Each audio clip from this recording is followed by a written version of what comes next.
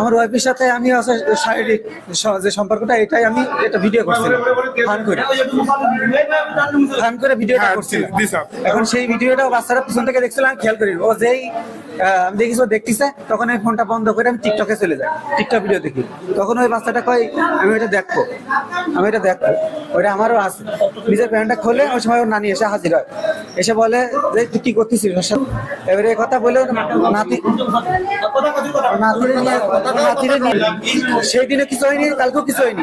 আজকে ডিউটি থেকে বাসায় যাওয়ার পরে, ডিউটির থেকে আমার কাজের সাইড থেকে আমার ভাড়া বাসায় যাওয়ার পরে সেখানে আতঙ্কভাবে লোকজন দিয়ে আমারে আহত করেছে। বালিয়া বেকুটিয়া কলোনিতে একটা শিশু ধর্ষণের ঘটনা ঘটেছে। আমি উক্ত সংবাদ পেয়ে তাৎক্ষণিকভাবে আমার মোবাইল টিম সেখানে পাঠাই। মোবাইল টিম সেখানে গিয়ে দেখে মিঠুন নামে এক ব্যক্তি যে ধর্ষণের চেষ্টা করেছে, তাকে স্থানীয় জনগণ গণধোলাই দিয়ে আহত করেছে।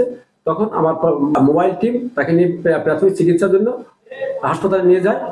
পরবর্তীতে তার নানি থানায় এসে একটা এজাহার দায়ের করে মামলা রেকর্ড প্রক্রিয়া দেয়। উৎসবে খুশি হবে নগদে বেশি, কারণ ঘন্টায় ঘন্টায় আছে গিফট জেতার সুযোগ।